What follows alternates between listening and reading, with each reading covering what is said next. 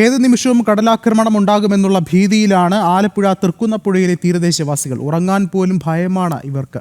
കടൽ ഭിത്തി വേണമെന്നുള്ള ആവശ്യം മാറി മാറി ഭരിച്ച LDF UDF സർക്കാരുകൾ തള്ളിക്കളഞ്ഞു. പ്രദേശത്തെ പുറം നാടുമായി ബന്ധിപ്പിക്കുന്ന ഏക റോഡ് തകർന്നിട്ട് പോലും നാളുകളേറെയായി. സംസ്ഥാന സർക്കാരിനോട് ഇനിയെങ്കിലും ഒന്ന് കണ്ണു തുറക്കാൻ പറയുകയാണ് തൃക്കുന്നപ്പുഴക്കാർ.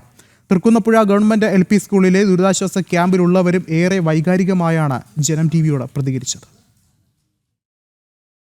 തൃക്കുന്നപ്പുഴയിലെ ദുരിതാശ്വാസ ക്യാമ്പിലാണ് ഉള്ളത്. തൃക്കുന്നപ്പുഴ ഗവൺമെന്റ് LP സ്കൂളിൽ 300ഓളം ആളുകളാണ് ഉള്ളത്. കടലോര മേഖലയാണ്, കടലാക്രമണ ഭീഷണി നിലനിൽക്കുന്ന പ്രദേശമാണ്. മഴ പെയ്താൽ ഉടൻ ഈ കടലാക്രമണ ഭീതി രൂക്ഷമാവുകയും അവിടെ നിന്ന് ആളുകൾക്ക് മാറി താമസിക്കേണ്ട ഗതികേടുണ്ടാകുന്നു. അത് വർഷത്തിൽ 3 തവണയൊക്കെ മഴ കടക്കുന്ന ആ സമയത്തെല്ലാം അവർക്ക് ദുരിതാശ്വാസ ക്യാമ്പുകളിലേക്ക് പോകേണ്ട ആളുകളാണ് ഈ ക്യാമ്പിൽ ഉള്ളത്. അവരുടെ ജീവനും സ്വത്തിനും സുരക്ഷിതത്വം ഉണ്ടാകണം. ഈ കടൽഭിത്തി, പുലിമുട്ടോട് കൂടിയ കടൽഭിത്തി വേണം എന്നുള്ള ആവശ്യത്തിന് വർഷങ്ങളുടെ പഴക്കമുണ്ട്. പക്ഷേ മാറി മാറി ഭരിച്ച UDF LDF സർക്കാരുകൾ ഇവരുടെ നേർക്ക് കണ്ണടയ്ക്കുകയായിരുന്നു. ഇവർക്ക് ശാശ്വതമായിട്ടുള്ള ഒരു പരിഹാരം ഇതുവരെ ഉണ്ടായിട്ടില്ല എന്നുള്ളതാണ് ഇവർ പരാതി അറിയിക്കുന്നത്. ഓരോ തെരഞ്ഞെടുപ്പ് വരുമ്പോഴും സ്ഥാനാർത്ഥികൾ ഇവർക്ക് അടുത്തേക്ക് എത്തുമ്പോൾ ഇവർ ആവശ്യപ്പെടുന്ന പ്രധാനപ്പെട്ട കാര്യം തങ്ങൾക്ക് ഒരു കടൽഭിത്തി അല്ലെങ്കിൽ തങ്ങൾക്ക് വാസയോഗ്യമായി അവിടെ വീട്ടിൽ കിടന്നുറങ്ങാൻ പറ്റുന്ന ഒരു സാഹചര്യം ഉണ്ടാക്കി നൽകണം എന്നുള്ളതായിരുന്നു. പക്ഷേ ആ ആവശ്യങ്ങൾക്ക് നേരെ കണ്ണടയ്ക്കുകയായിരുന്നു. അതിൻ്റെ ഒരു ഗതികേടാണ് ഈ ഒരു മഴക്കാലത്തും അവർക്ക് ഈ ദുരിതാശ്വാസ ക്യാമ്പിൽ കഴിയേണ്ടി വരുന്നു എന്നുള്ളത്. എന്താണ് അവിടെ പ്രദേശത്തിൻ്റെ അവസ്ഥ? പറഞ്ഞു അവിടെ എന്ന് വെച്ചാൽ മൊത്തം വേസ്റ്റ് കയറി ചെളിയും വെള്ളമായിട്ട് പെരേടകം എല്ലാം ആയി കിടക്കുവാണ്. അവിടെ ചെന്ന് സന്ദർശിക്കുകയാണെങ്കിൽ കാണാവുന്നതാണ്. പിന്നെ ഞങ്ങളുടെ റോഡ് മൊത്തം പോയിരിക്കുകയാണ് എന്ന് വെച്ചാൽ പൊള്ളന്ന് പോയിരിക്കും. കടലാക്രമണം ഏത് സമയം മുതലാണ്? തീർച്ചയായിട്ടും ഭയത്തോടു കൂടി തന്നെ അവർ മാറിപ്പോകാനൊക്കെ പറയുന്നുണ്ട്. ഞങ്ങൾ ഈ കടപ്പുറം വിട്ട് ഞങ്ങൾ എവിടെ പോകാനാ? അവർ പറഞ്ഞാൽ മാറിപ്പോകുന്നു. ഞങ്ങൾ കടലുമായിട്ട് ജീവിക്കുന്നവരാണ്, ഞങ്ങൾക്ക് അവിടെ വിട്ട് എങ്ങും പോകാൻ ആവശ്യം കടൽഭിത്തി തന്നെയല്ലേ? പുലിമുട്ടോട് കൂടിയുള്ള കടൽഭിത്തിയാണ് ഞങ്ങൾക്ക് അത്യാവശ്യം. അത് അത്യാവശ്യമായിട്ട് ഞങ്ങൾക്ക് വേണം. അത് എങ്ങനെയെങ്കിലും സാധിച്ചു തരണം. അത് ഞങ്ങൾക്ക് വേറെ ഒരു ഇതും പറയാനില്ല. ഞങ്ങൾക്ക് ഈ ഒരൊറ്റ കാര്യമേ പറയാനുള്ളൂ. ഞങ്ങൾക്ക് എങ്ങനെയെങ്കിലും കടൽഭിത്തി നാളുകളായി ആവശ്യപ്പെടുന്ന ഒരു കാര്യമാണല്ലോ ഈ കടൽഭിത്തി എന്ന് പറയുന്നത്. നാളുകളോട്ട് പറയുക അത് വർഷങ്ങളുടെ വഴി കൊണ്ട് ഒന്നുവെച്ചാൽ ഞാൻ വന്ന വർഷം കാലം തൊട്ടേ ഇതൊക്കെ തന്നെ അനുഭവം. അപ്പോൾ ആ പഴക്കകാലം തൊട്ടേ ഇത് തന്നെയാണ് അവിടെ മുന്നോട്ട് പോകുന്നത്.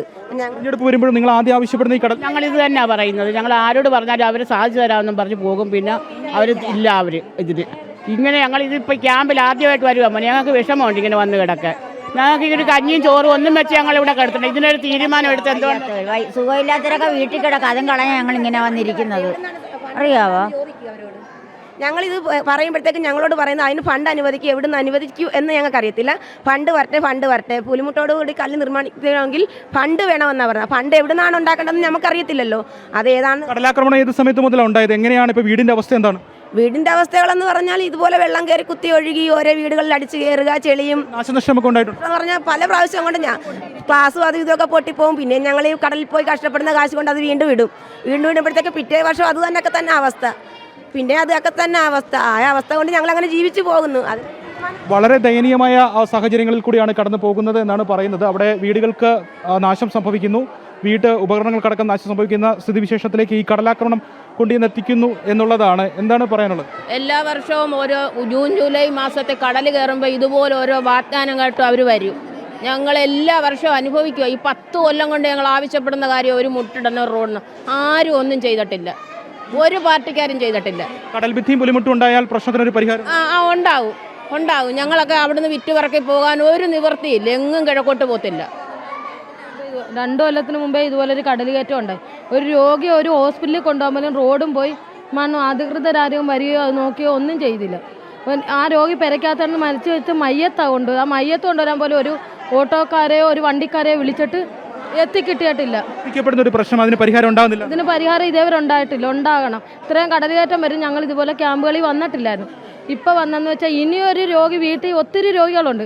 ആ രോഗിയൊക്കെ ഈ അവസ്ഥ ഉണ്ടായിരുന്നു. എൻ്റെ ഉമ്മയ്ക്കുണ്ടായ അവസ്ഥയാണ്. 2 കൊല്ലത്തിന് മുമ്പേ ഇതേ ഒരു കടലുകയറ്റം ഉണ്ടായി. ഒരു അറ്റാക്ക് ഉണ്ടായിട്ട് 1000 വണ്ടിക്കാരെ വിളിച്ചിട്ട് ആരും വരത്തില്ല. പറയാം കടൽ കയറി മണ്ണ് കിടക്കുക, റോഡ് വൃത്തിയാകാതെ ഞങ്ങളുടെ വണ്ടി കുളവാക്കാൻ വരുന്നില്ല. ആ മരിച്ച ആളെയാണ് പൊക്കിക്കൊണ്ട് കൊണ്ടത്. ലാസ്റ്റ് കടലിൽ കിടന്ന് എൻ്റെ ഭർത്താവ് വന്ന് ഒരു ആംബുലൻസ് കൊണ്ടുവന്നിട്ട് ആ ആംബുലൻസ് പോലും അയാൾ വണ്ടി ഓടിക്കത്തില്ലെന്ന് പറഞ്ഞു. ലാസ്റ്റ് ആ വണ്ടി അയക്കാൻ നിർബന്ധപൂർവ്വം പിടിച്ച് അന്ന് കയ്യേറ്റം ചെയ്യേണ്ടി വന്നു. ഒരു രോഗിക്ക് വേണ്ടിയിട്ട് കൊണ്ടുപോയച്ച് ആ മയ്യത്ത് കൊണ്ടുവരാൻ. വീടിൻ്റെ അവസ്ഥ എന്താണ്?